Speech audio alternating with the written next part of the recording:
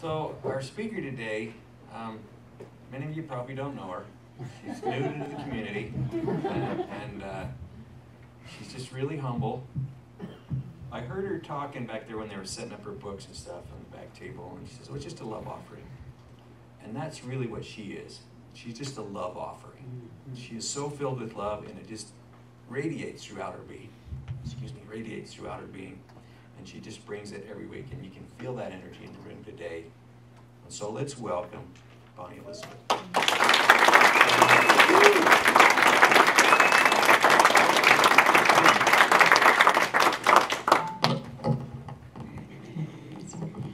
Thank you for that warm welcome, Mike. And thank you, Sandra Melbaum. Where is she? Oh, there she is right there. And Unity of Salt Lake City for inviting me to speak today. I'm honored to be here, very honored to be here.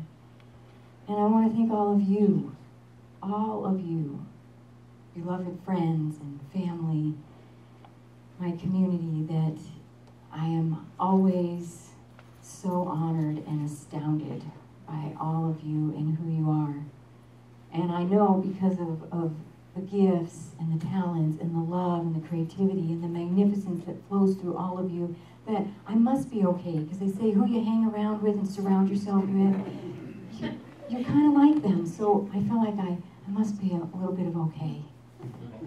So thank you all for being you, being exactly who you are. I love and adore and cherish all of you, and I am so deeply grateful for your presence in my life. And today, Sandra called me a couple weeks ago to speak, and usually I have a couple months and I prepare a talk and I go over it and write it and memorize it and memorize it and memorize it. And I have been wanting to do a spontaneous talk for a long time, but I've been way too petrified to do it. So today is my spontaneous talk. So I'm honored that you're here for my very first official spontaneous talk. You can say you were your first. And I want to start with a little story because I thought about it on my drive here. I was about 8 years old and I was at camp. And it was just about a week into camp, we'd been tested for swimming, and they said, "Oh, Bonnie, you're good enough that you can jump off the diving board." And I'd never jumped off a diving board in my entire life. So at the very end of swimming, they had me go out onto the diving board, and I was 7 or 8, I was pretty little, and they told me I could just jump in. Well, I heard a little voice in my head saying I can't, but I went up anyways, and I stood there, and I didn't move, and people started to collect, and soon there was people kind of around the pool, and I looked over, and there was a whole bunch of people up on the grass in the hill, all staring at me, waiting for me to jump off the diving pool, into the water. And I was frozen. I was scared. And I kept hearing that voice, "I can't." And I looked down. It looked so far down. It looked so scary. I could die. I could die jumping off this diving board. And I didn't jump. I turned around and I went back, kind of with my shoulders down. And all the people kind of, I could hear, and they were disappointed, and they started all walking off. And I was upset with myself that I hadn't jumped. And of course, the next day, I just get up on the diving board and I jumped. Nobody was watching, and it was not so scary anymore. I just did it. And this morning, it feels like I'm on the end of that diving board, ready to jump. By not preparing a talk, I could really die by looking like a complete fool. But the difference is, this is what I thought about on my way here, the difference is right now is that before I was surrounded by strangers, I didn't know anybody. It was the first week of camp, I hadn't made any friends yet, and all those people staring at me, I don't know if I killed myself or made myself look like a fool. I didn't know what to think. And now I'm surrounded by all of you. And that makes a difference. I'm surrounded by the most magnificent and profound, astounding people. So I'm jumping. This is my jump. This is my jump.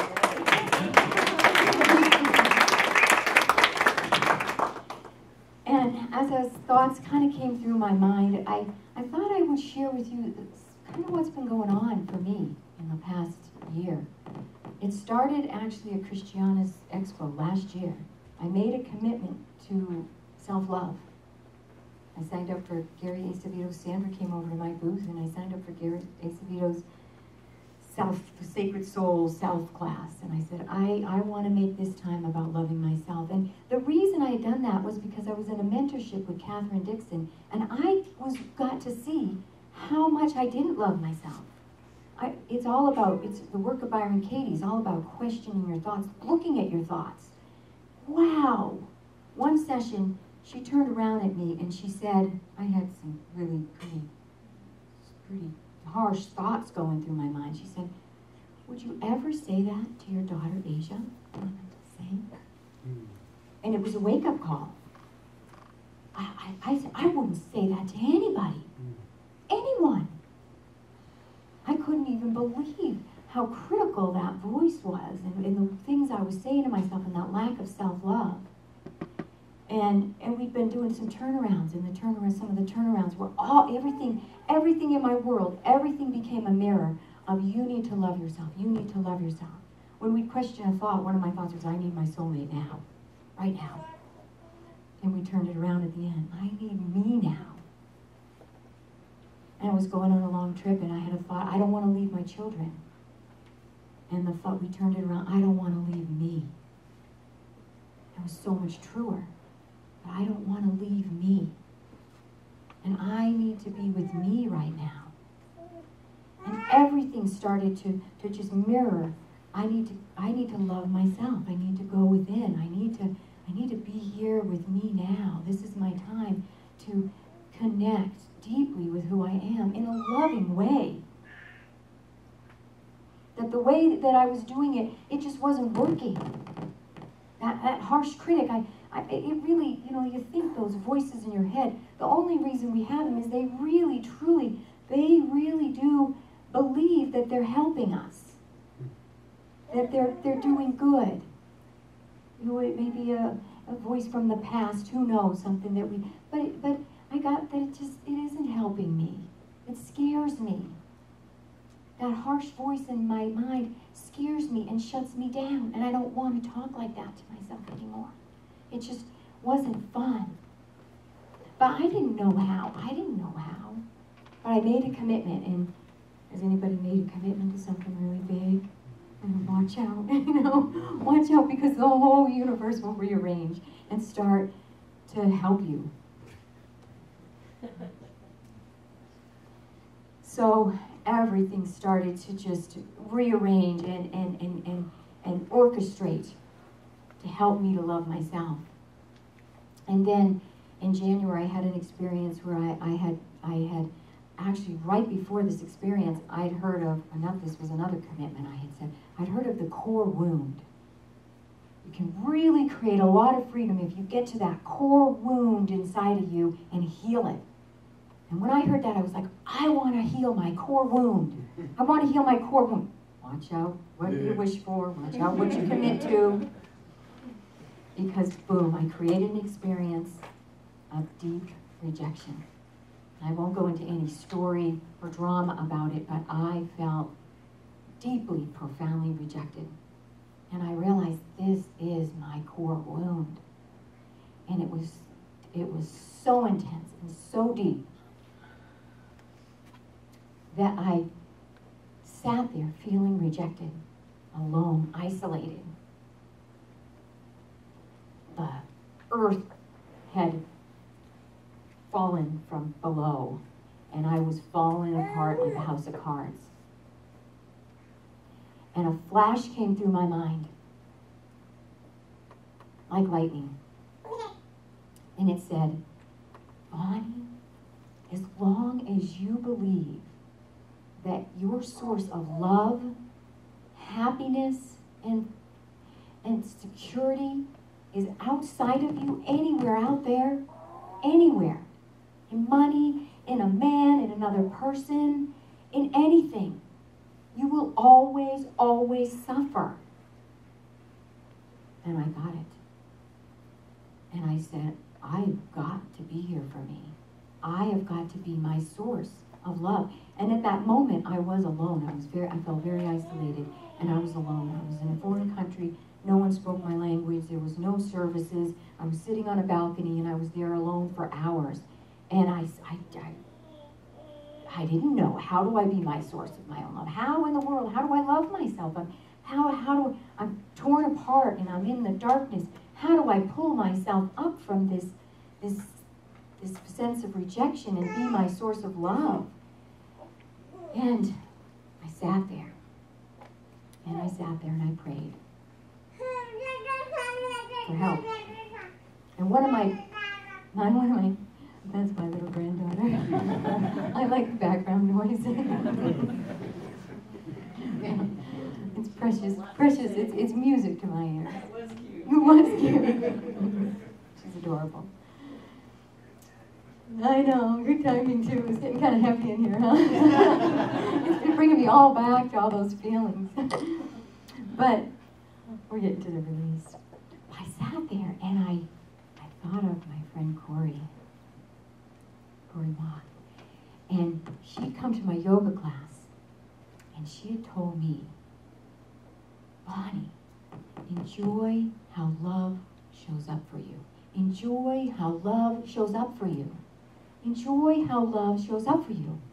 So I'm sitting there all alone. The love that I wanted wasn't there with me. So I said, okay, how's love showing up for me? How's love showing up for me now? And it was a beautiful day. And I started to hear some birds chirp. And I said to myself, oh, the birds are loving me. That's how love is showing up for me right now. The birds are singing to me. That's how love is showing up for me. And I let it in, and I let it in, and I let it in. And I let myself be loved by the birds. And then the soft breeze came over my face, and I love breezes. There's just something about a breeze and being outside. Oh, this is how love is showing up for me now. It's this breeze, and I just felt the breeze, and I just felt how wonderful it felt on my skin and the softness. This is how love is showing up for me now. This is how love is showing up for me right this moment. This is how love is showing up for me. Wow.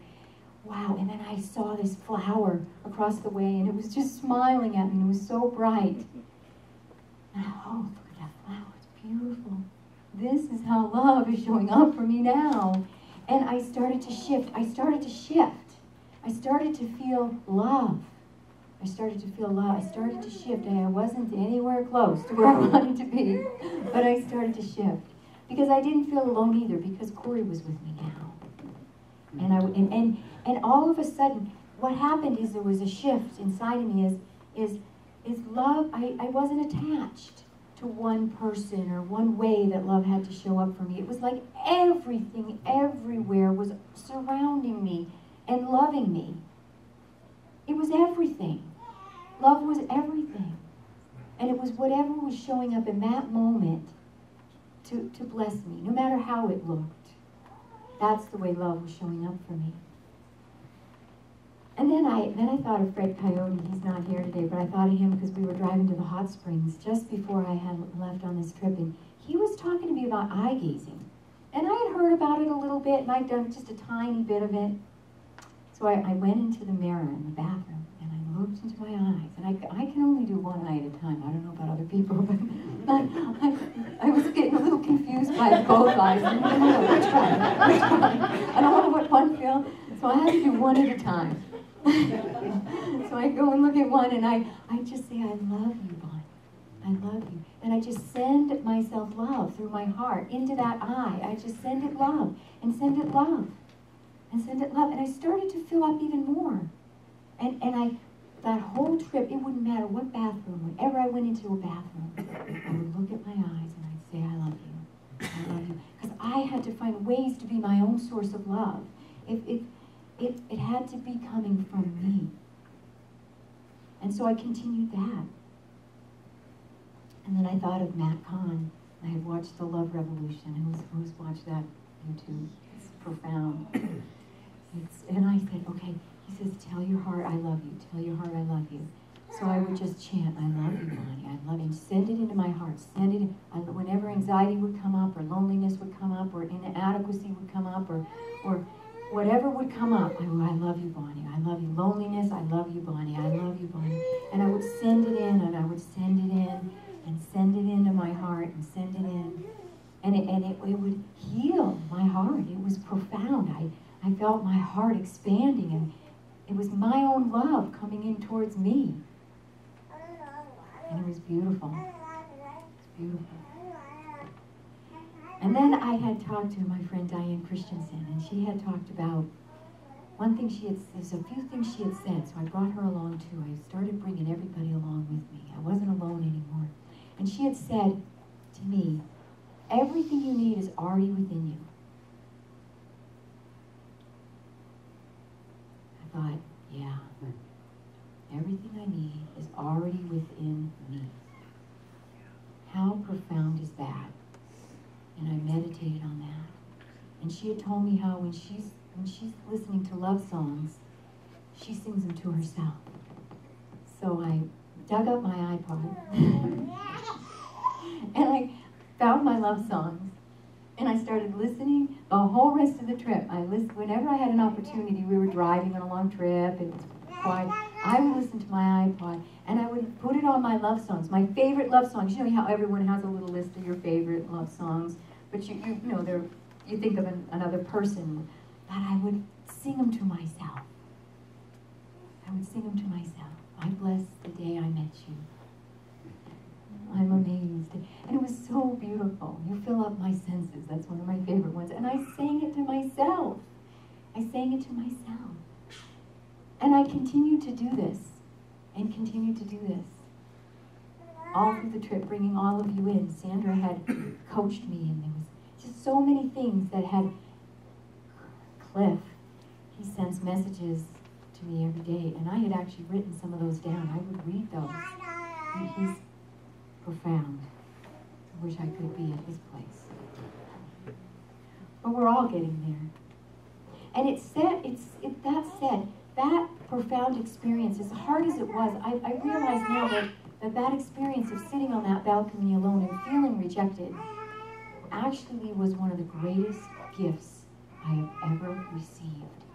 It propelled me. It was one of the most painful, but it propelled me. It forced me to see where I am not there for me, and where I can now be there for me. Because there was nobody to talk to. There was no one that spoke my language. There was no cell phone. I just sat out there alone for hours and hours.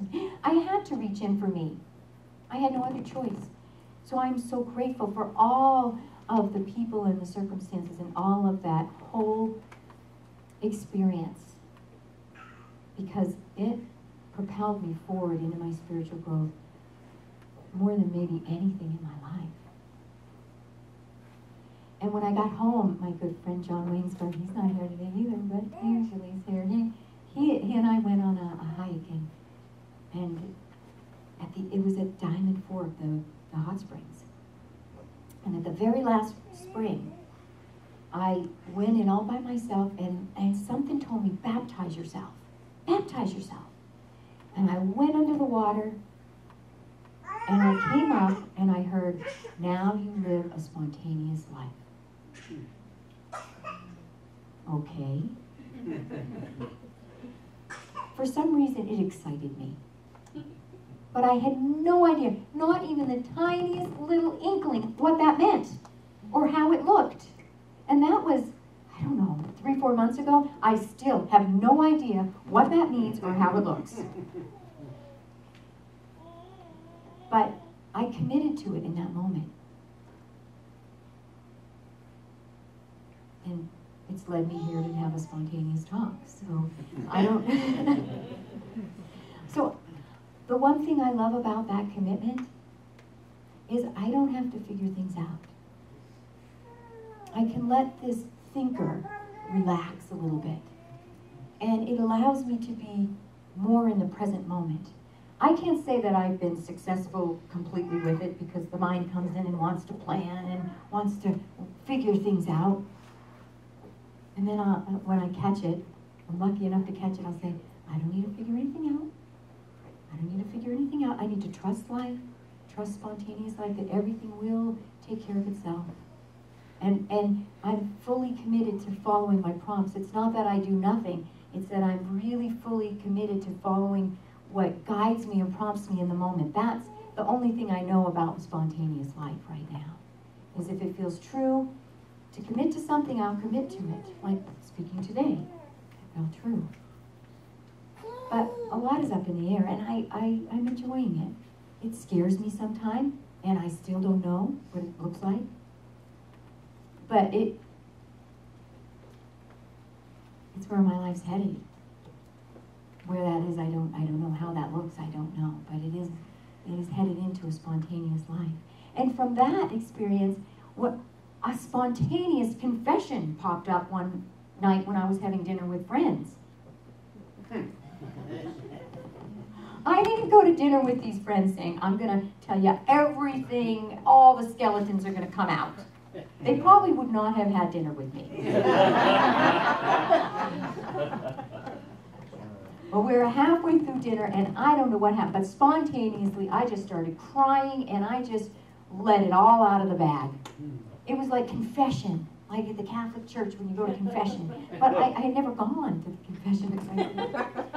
I kind of grew up Catholic. Christmas and Easter, we go to church. So I don't know if I can actually call myself a Catholic or not, but that's not every Christmas and Easter either, but I had heard a confession, and all of a sudden, just everything. And it was the most healing experience I have ever had in my life, because the shame and the guilt inside of me,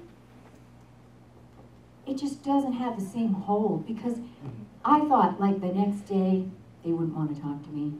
They wouldn't like me anymore.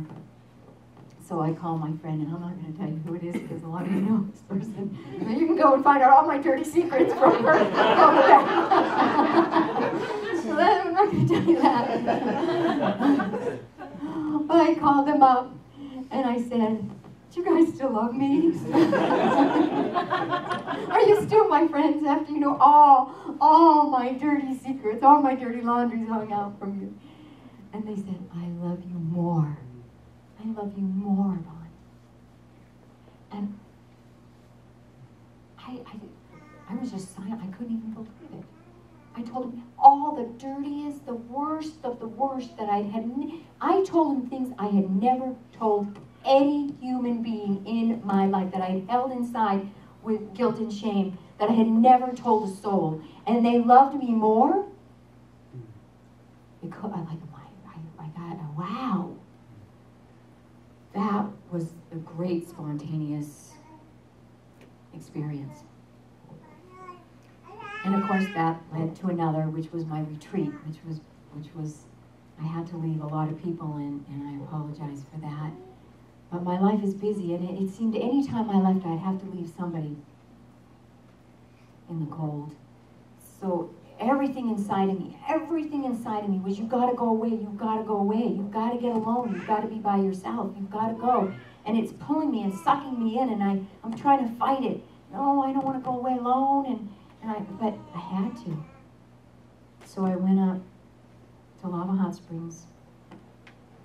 I was only going to go for like a week or two, but when I got there, the cabins that I had reserved it was very cold. It got down to in the 40s at night. They had no heat. The electricity was like a little cord hanging from the ceiling that wasn't quite working right. And I had all this juice because I was going to juice, and there was no refrigerator, and the bed barely fit in. I wouldn't have been able to do my yoga. And so I had no place, so it was spontaneous. I went and knocked on all the doors through Lava, and no hotels had room because it was the weekend. It was a Dance as a Piece, and it was a big weekend. And I fortunately, spontaneously found this place to rent for a month that was beautiful. Refrigerator, heat, oh, the other place didn't even have hot water for hot showers, so it was definitely out. It was not going to work. So I felt very grateful, but I rented it for a month. And so my journey was a little longer than I expected. But I needed the time, because it gave me time I had time to be with myself. And everything started to collapse in. It wasn't even me doing it. It was something happening through me. It just started collapsing in and collapsing in and collapsing in. And like Peggy was saying, go within. It was get quiet, go within. And I started to realize what Cliff had always been telling me, end the search. All the teleseminars, all the books, all the classes, all the meditations. I've been going out and going out. What am I searching for? What am I going out for? It's like the alchemist. He goes all over the world looking for the pot of gold. And he realizes at the very end it's in his own backyard. All alone. But sometimes we need those travels. We need to go out. Because it started to get to every teleseminar I'd listened to, everything was flat. It wasn't working for me anymore. I had to go a different direction. I had to figure out a new way. And it was going in and getting quiet. Because what I've been searching for my whole life, my whole entire life, was me. Was me. The true me. Not all the feelings, not the person, not the thoughts, not the mind, not what I look like, none of that. None of those superficial, ever-changing, constantly moving and flowing things that aren't even me. It's that permanent, ever-present silence, stillness, expansiveness, emptiness.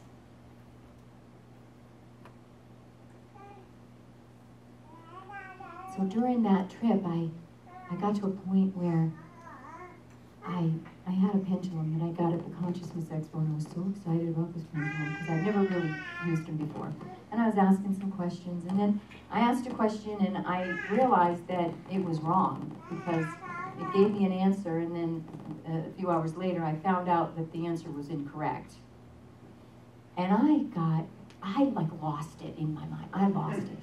I was like, no way. Nothing is true. I took a fit. I was having a fit on myself. I said, I can't believe it. Psychics aren't true. Nothing's true. The religion, science isn't true. They said the world was flat a few years ago. This pendulum isn't true. What can I depend on for a true answer? What is true? What can be true all the time? Now, pendulums are true sometimes. Psychics are true sometimes. Even science is true sometimes. It's ever changing, but it's true sometimes. Religion, well, I mean, go over past the years. It's changed a lot itself.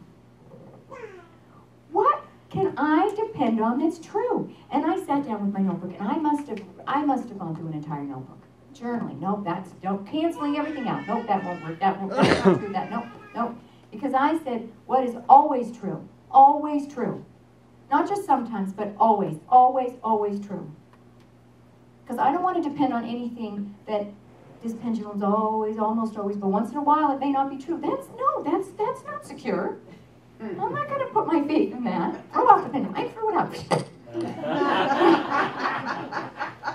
Out into the river in Lava Hot Springs. If anybody wants to find one somewhere out there. But you don't need it. I went through everything. I couldn't find anything. I couldn't find anything in this world that's true. Always true, all the time. That's ever-presently true, constantly true, permanently true. And I also asked, what's always loving? What's always love? What's always good? Always true? That never changes. Couldn't find anything. Math was kind of close, but it's ever-changing and always evolving as well.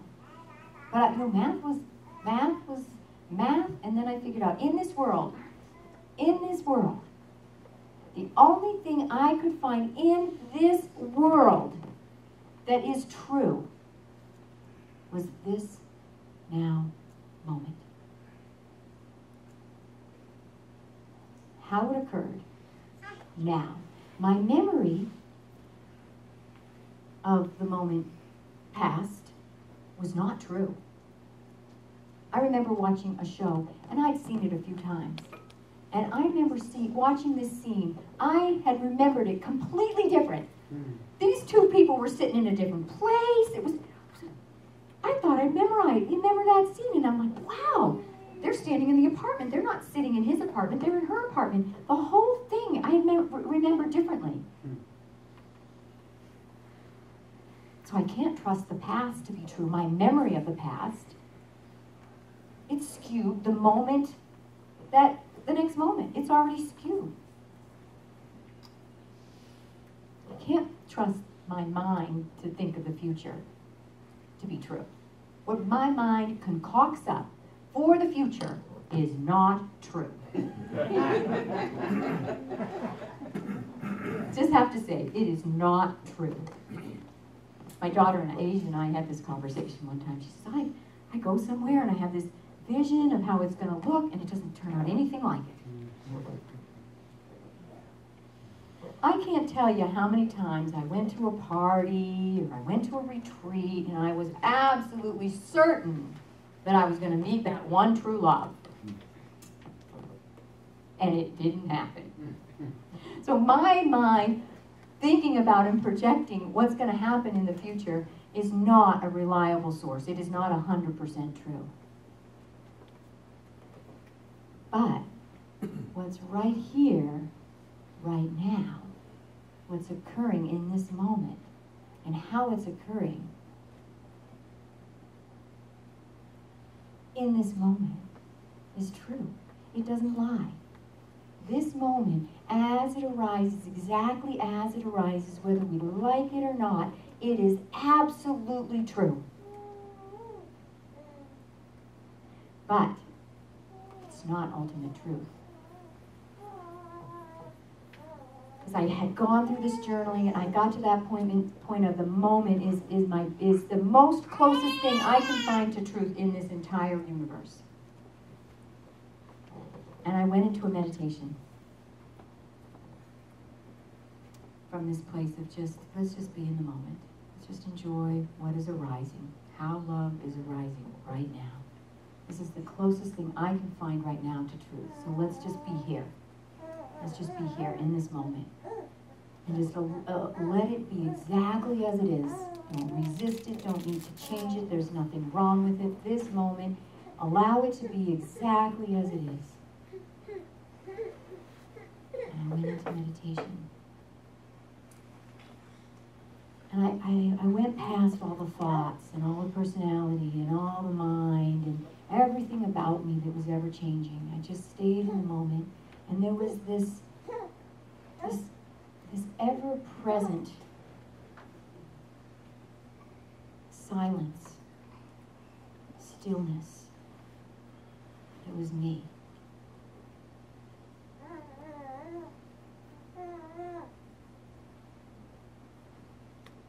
That I can't ever describe. It was profound.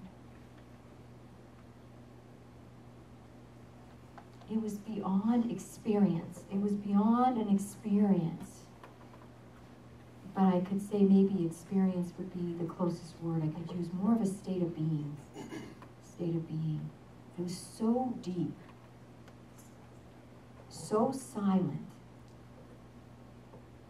I needed to get so quiet and so still.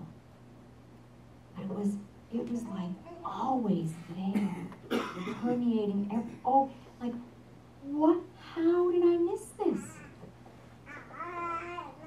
Well, of course you've been searching out here for it. You've been so busy. You haven't really stopped long enough.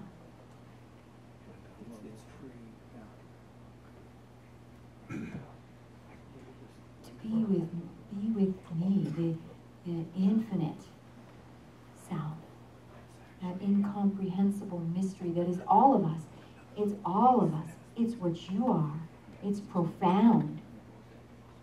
What we are, all of us, is infinitely profound, indescribable. indescribable, incomprehensible.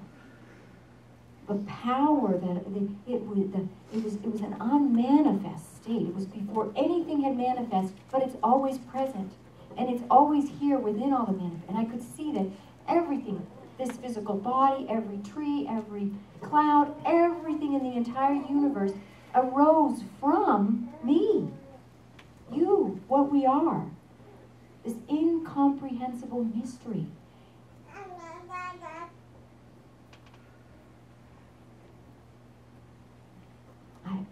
It was like I came home. I came home. And I didn't want to go. I just wanted to stay there. And I was lying down. And I didn't want to go. It was so profound. And I had to go to the bathroom. I was in this for hours. Literally hours. Because I looked at the clock and I think maybe 6 or 7 hours had gone by. It was a timeless place. It was a complete timeless experience, and I didn't know how long, but it was hours. Because when I looked at the clock, it had been probably 6 hours. I had just basked in this nectar that was me. It was what I really am. It's not a person. It's everything. It's everything. It's what we are. What we all are. The truth. That was the truth that I had been seeking. It can't be described. It's so far beyond words or experience or thought or mind. It's not thoughts. It's ever present. It's within each of and every one of us all the time, right now. And I just rested in the truth. And then I had to go back. And I had that day.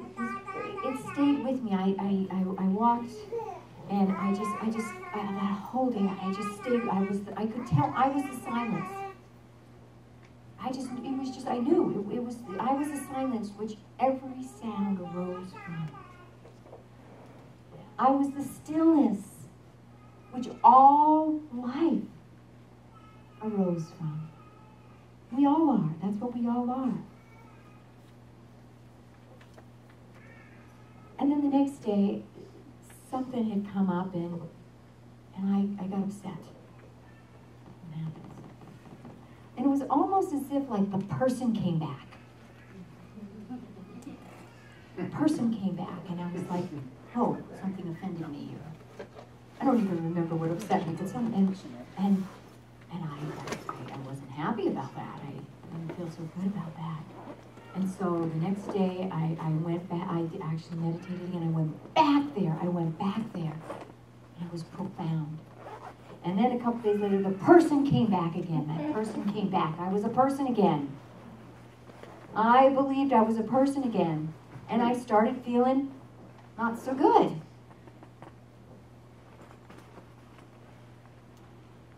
And that voice, that harsh voice kind of went, why can't you just stay in there all the time? I mean, what good is it if you come back and be, you're back in conflict? And then I realized that I always have that with me. Because I dipped in, it's always there. I know now it's ever present. It's the canvas in which the art is created from. It's so omnipresent that we overlook it, but it's always there.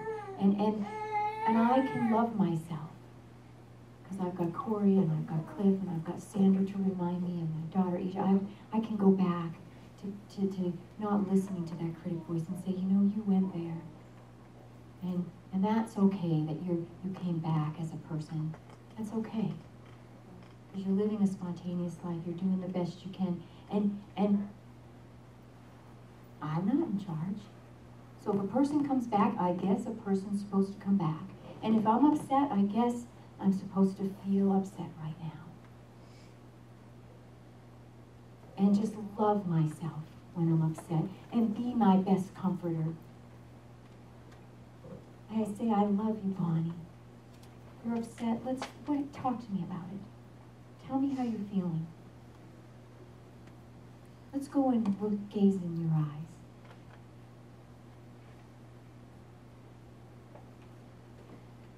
So that all evolved and brought me here today and having a spontaneous talk.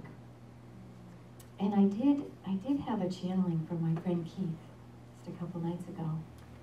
And it was very exciting because in the channeling it said that there's a person in my life that I'm gonna need to let go of, and that's gonna be okay. And so I started thinking about some ex-boyfriends, and then he says, no, it's no ex-boyfriends. You don't have to let go of any ex-boyfriends. And then I said, that's good. I was glad about that. Because I don't want to let any of them go. I want to love them all. I'm friends with them all. I do love them all of them. And even when I feel like I don't love them, you know what I've been doing? I go up to where our souls exist. And I go into the truth. Because I've just been so committed to truth. Because the voice inside is, oh, he did this, he did that, he did this, he did... Well, what's the truth? That's not the truth. And I've gone up into the soul realm, and I feel both of our souls, and there's so much love between our souls. And that whatever has ever occurred and scripted into this physical world was all perfect. And we both agreed and we both planned. But our souls love each other so much. So I'm glad I don't have to get rid of them. Let go of the exes. So then I asked, is someone gonna die? I have to let somebody go. Maybe this means someone in my life that I love is gonna die. And my spirit guide said, no, nobody's gonna die. So I said a couple of other people that maybe I need to let go of, and he said no, and I don't know who it is. I don't know. I have no idea. I'm clueless. And then I went on a hike, because that's what I like to do, is go on hikes. You ever can't find me, go up the Wasatch Mountains, I'm on one of the trails, because every moment I have a free time, that's where I go. I love long walks. I have been doing long, long walks in nature since I was 3 years old, and I used to beg my grandmother to go see the peacock. And it's a nice little walk through the woods to see the peacock. And on my walk, static. Is that this thing? And on my walk, up in the Wasatch Mountains, I got it. I knew immediately who that person was. And I was so ecstatic. I was so overwhelmingly happy. Because what was said to me is that that person will be let go on, and it will be easy, and it will be a celebration. But don't worry, it'll just happen naturally. That person is me. That's the person I need to let go of.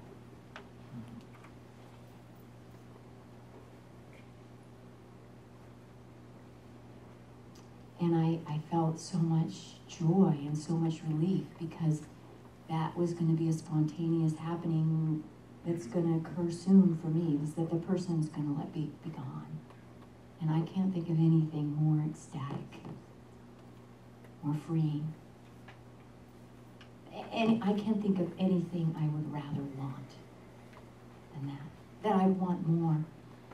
There's nothing in all the universe that I would want more than to let go and release the person that I think I am. Because it imprisons me, and I felt what it experienced, and that state of being, everything, unmanifest, unborn, infinite, eternal grace, and indescribable. I can't put it into words, but there was no person, and it was really nice. And I know that the person will go now, and I know that I won't die.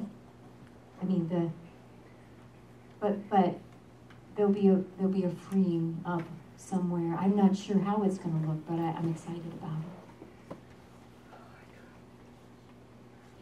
And I know that with all of us, we are exactly where we're supposed to be. Doing exactly what we're supposed to be doing. And we're all walking each other home, walking each other home. We're all the same. We are all that unborn, unmanifest, infinite grace beyond comprehension. That's the truth within all of us, the truth within all of us. And those voices that tell us that we're inadequate or we can't do things, that's just not even the truth. It's not the truth. And I am committed now to listen and be in truth. So I can't listen to those voices anymore. And I invite everybody here to commit to truth. However that looks for you and however that evolves for you. Just commit to truth. The truth within you. The magnificence within you. Because what you are is so profound.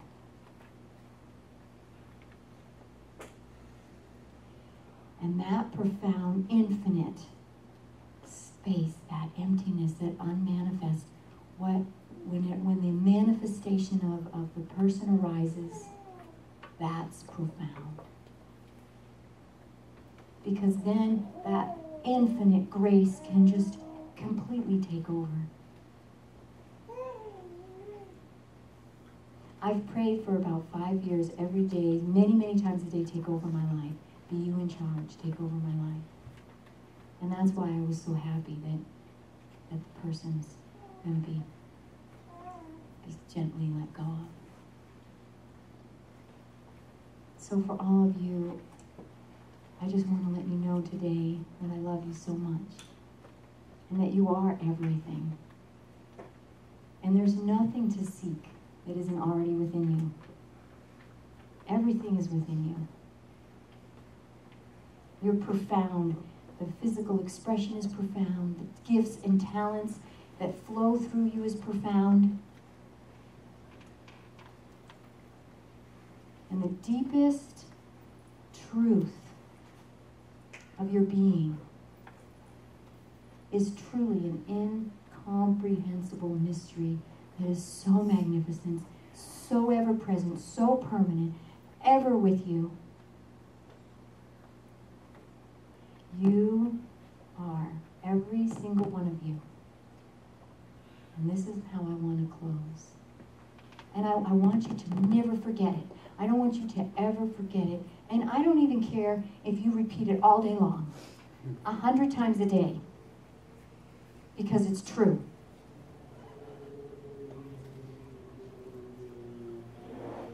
You are astounding. Astounding grace. You are astounding. Each and every one of you, no human being is excluded from this message. You are infinitely astounding. You are pure love. Infinite, eternal, pure, immense love. There is only love and innocent confusion. Nothing else. The love that you are is astounding. So if you are ever feeling a little anxious, which the person does, this person gets anxious. I was very anxious before this talk. If you're ever feeling a little inadequate, or you're worried about something not coming to pass, or having enough money to pay this certain bill or whatever, I just wish and hope that maybe my contribution and my talk today could help you by you remember to love your heart and tell every part of your being that you are astounding. Astounding. Nothing less. Infinitely astounding. And that doesn't even touch what you are. That's the tip of the iceberg of what your astoundingness is. I am honored by you all. Profoundly grateful.